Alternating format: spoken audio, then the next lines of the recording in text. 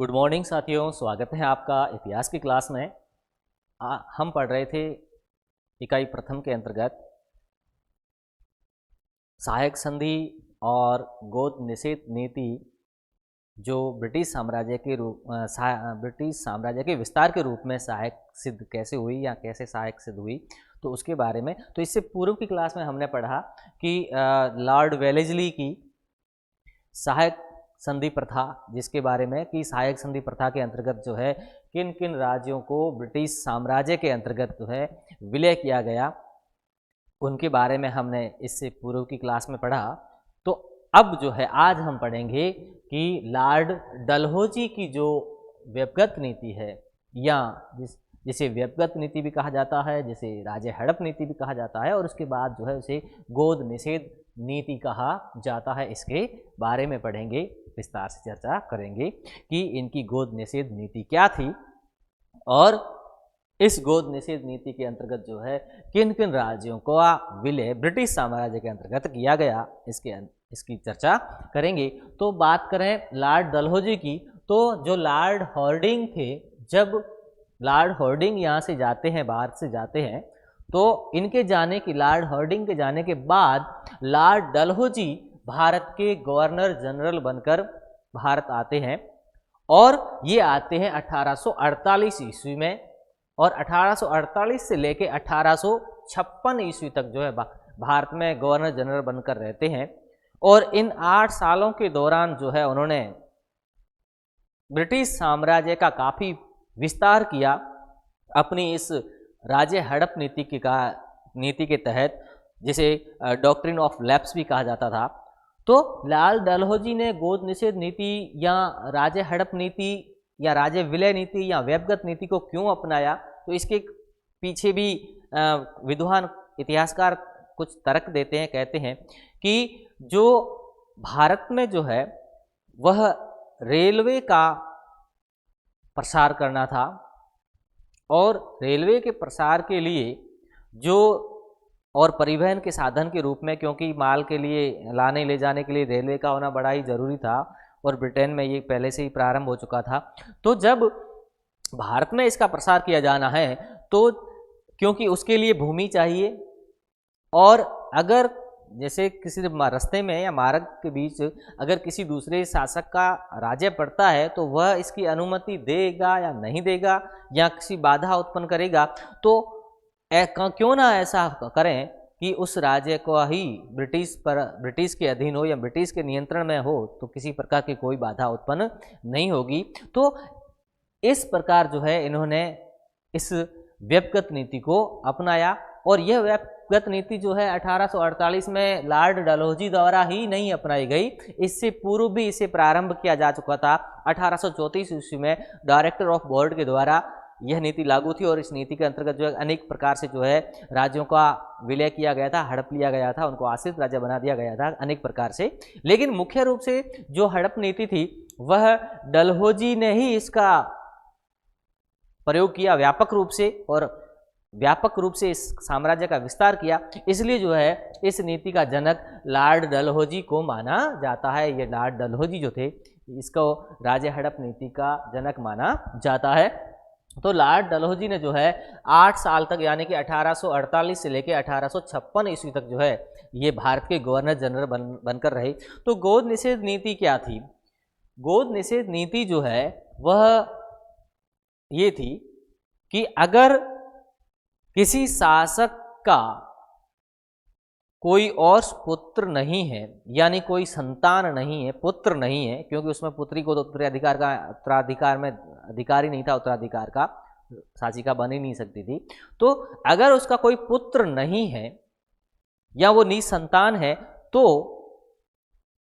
उसे जो है गोद लेने का अधिकार है या नहीं है, या उसके गोद लेने के लिए हुए पुत्र को मान्यता देना या न देना, किस प्रकार की नीति अपनाई जाएगी, यह तय किया गया था इस गोद निषेध नीति के अंतर्गत।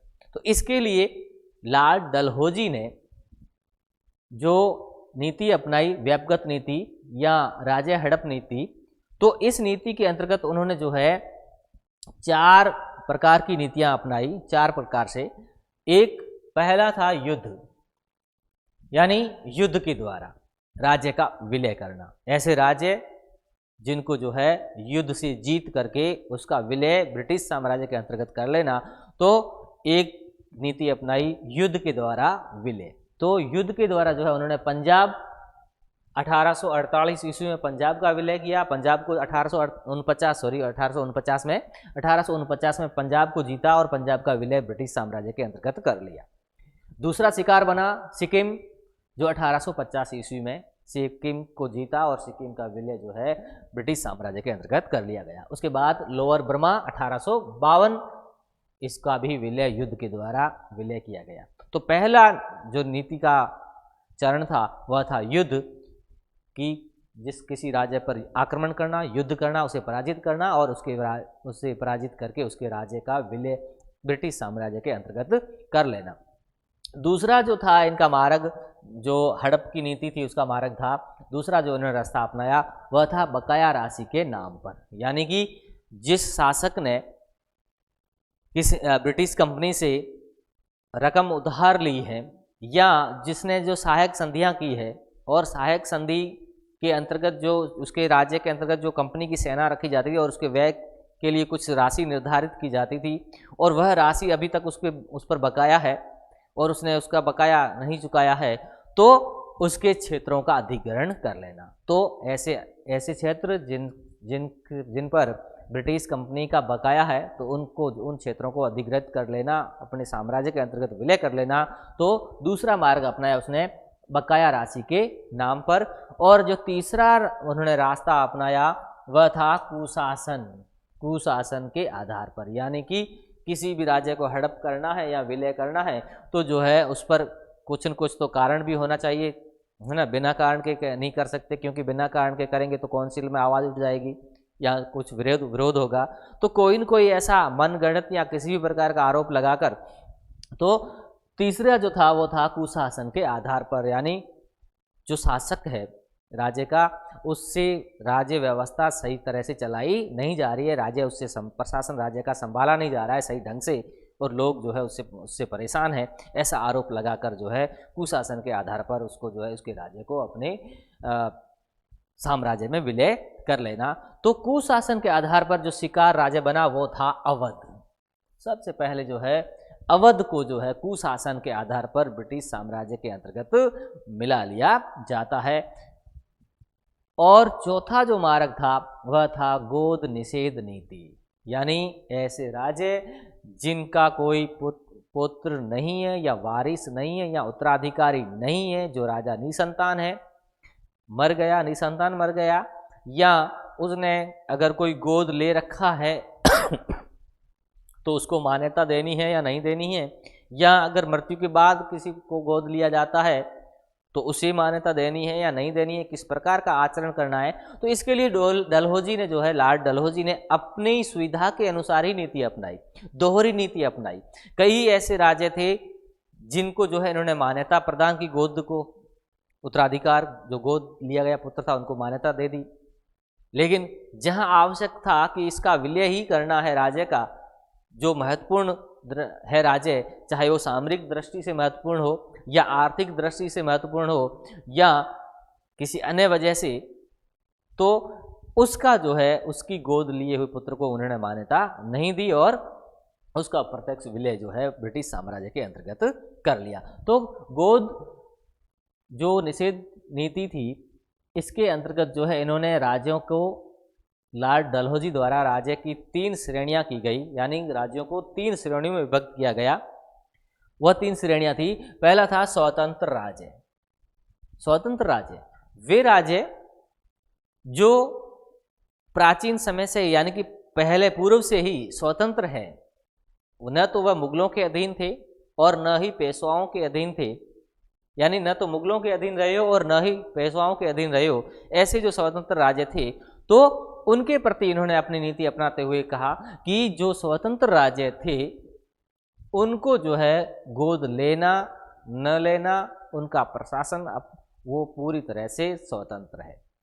उनका राज्य जाने और वो जाने, हमें उससे कोई लेना देना नहीं है। तो इस प्रकार पहला जो उन्होंने ये बताया प्रथम श्रेणी में, जो कि जो स्वतंत्र राज्य थे, जो न तो मुगलों के अधीन रहे हो और न ही पेशवाओं के अधीन रहे हो, तो उन्हें जो है खुली छूट है, वो उत्तराधिकारी ले चाहे न ले, कुछ भी करे, वो जाने, उनका मामला जाने, हमें उनसे कोई लेना देना नहीं है। दूसरा जो उन्होंने नीति अपनाई वह थी, जो श्रेणी बनाई राज्यों की, वह थी अधीनस्थ राज्य। अधीनस्थ राज्य यानी ऐसे राज्य जो मुगलों के अधीन रहे हो, या ऐसे राज्य जो किसी न किसी सर्वोच्च सत्ता के अधीन रहे हो, चाहे वो मुगलों के अधीन रहे हो, चाहे वो पेशवाओं के अधीन रहे हो।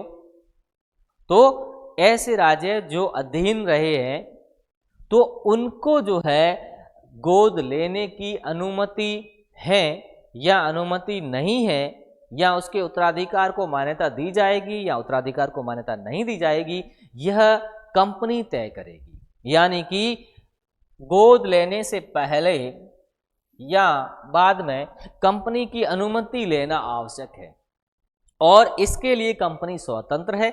चाहे तो वह उसको मान्यता दे सकती है उत्तराधिकार को, चाहे तो मान्यता नहीं दे सकती है। तो इस प्रकार दूसरी श्रेणी के राज्य थे अधीनस्थ राज्य, जो मुगलों या पेशवाओं के अधीन थे। तो उनके लिए जो है ये नियम लागू किया गया कि उनको अनुमति, कंपनी से अनुमति लेनी होगी, और कंपनी स्वतंत्र है, चाहे तो उसे अनुमति दे सकती है और चाहे तो अनुमति नहीं दे सकती है। तो इस प्रकार ये नीति अपनाई। और तीसरी जो नीति अपनाई, जो श्रेणी में बांटा राज्यों को, वो था आश्रित राज्य या निर्मित राज्य।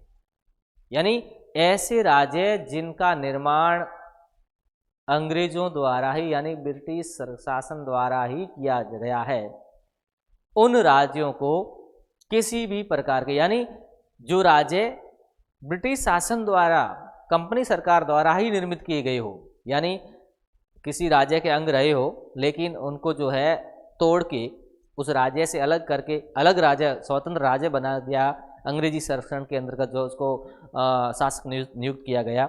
जैसे महाराष्ट्र का सतारा था, तो सतारा को जो है जो महाराष्ट्र से अलग करके एक अलग राज्य बना दिया गया, और वहाँ पर जो है जब सहायक संधि की गई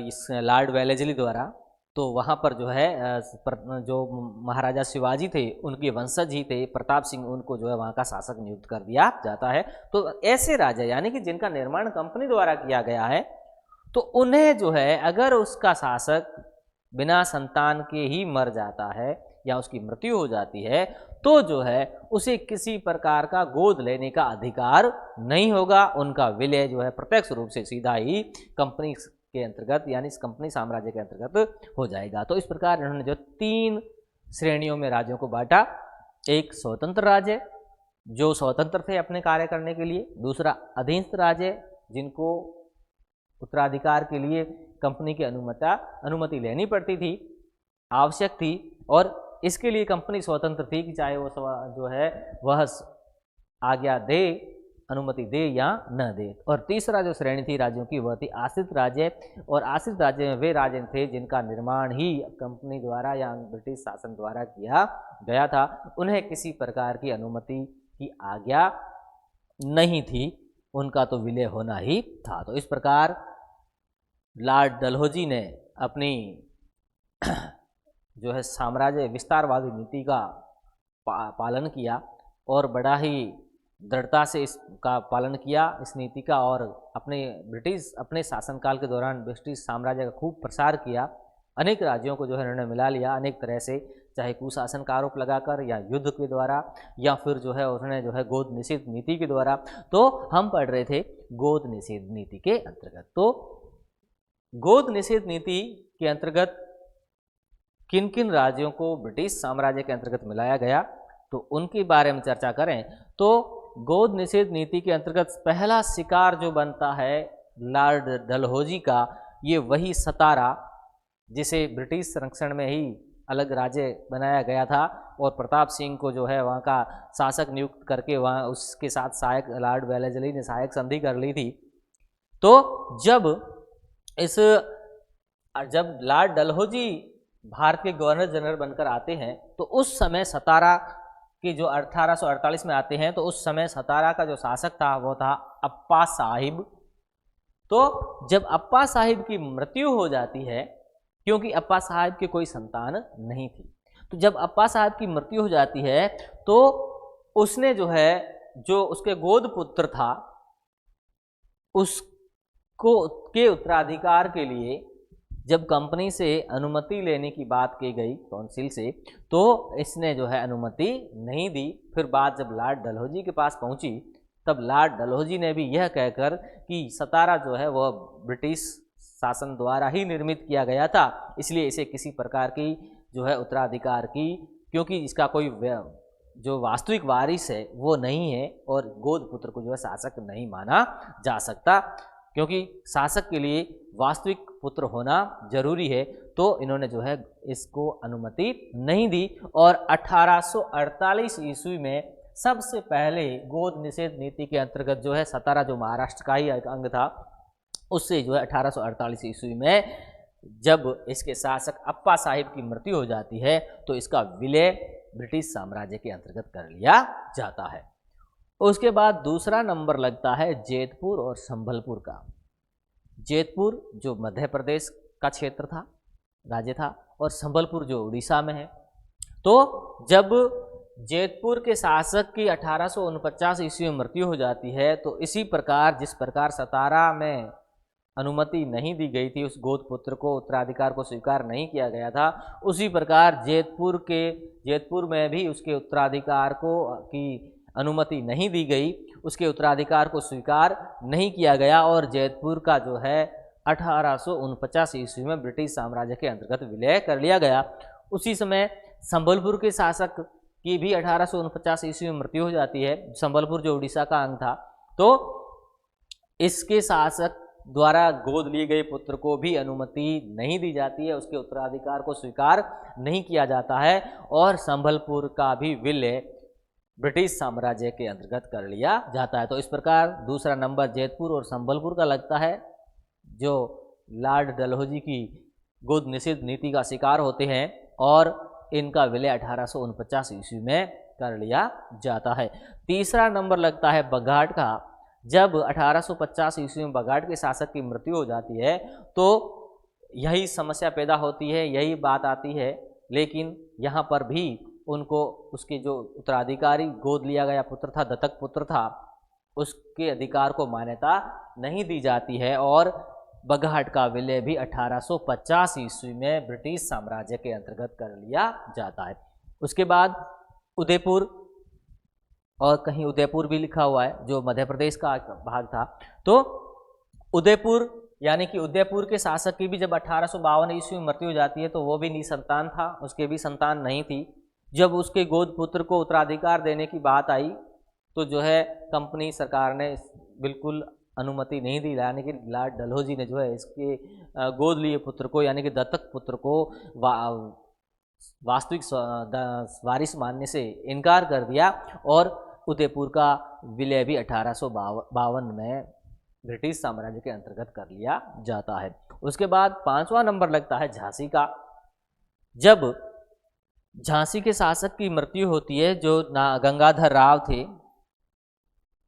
जब गंगाधर राव की मृत्यु होती है तो गंगाधर राव की मृत्यु के समय कोई इनका वारिस वास्तविक संतान नहीं थी, इसकी कोई संतान नहीं थी और संतान न होने के कारण एक बालक को जो है आनंद राव को, जिसका नाम आनंद राव था, इसे जो है गोद लिया जाता है और जब बालक आनंद राव को जो दत्तक पुत्र था इसे शासक नियुक्त कर दिया जाता है और शासक बनाकर जो है इसकी लक्ष्मीबाई इसकी संरक्षिका बन जाती है।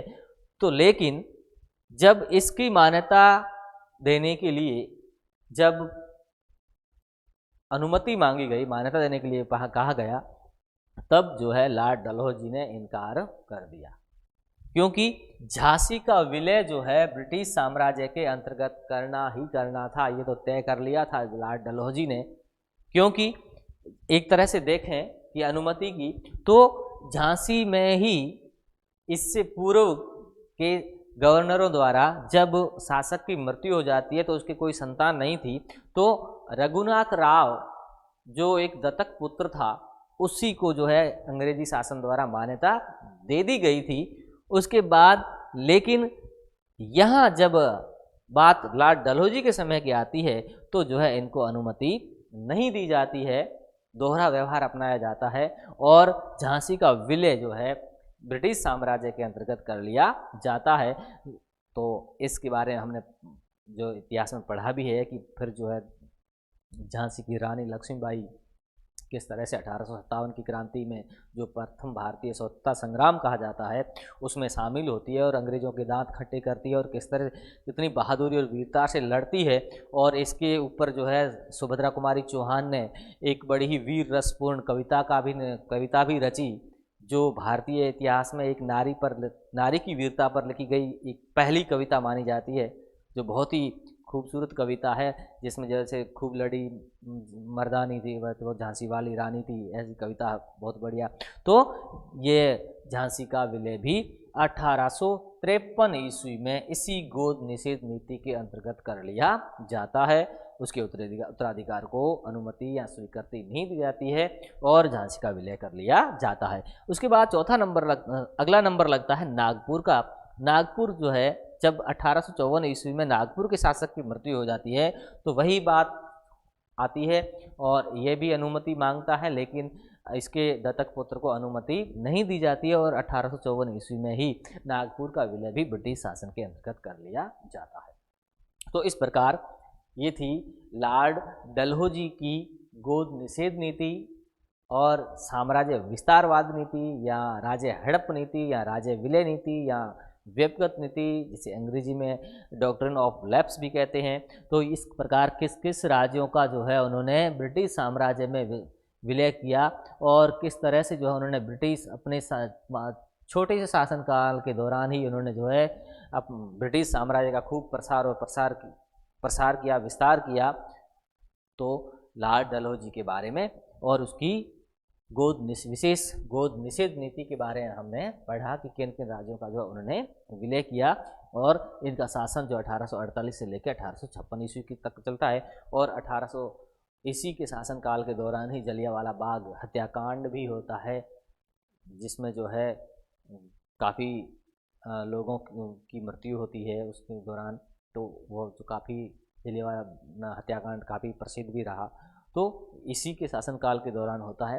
तो इस प्रकार लॉर्ड डलहौजी ने जो है अपनी व्यक्तिगत नीति के अंतर्गत जो है ब्रिटिश साम्राज्य का खूब प्रसार किया और अपनी गोद निषेध नीति के अंतर्गत किन किन राज्यों का जो है ब्रिटिश साम्राज्य के अंतर्गत विलय किया गया उसके बारे में पढ़ा।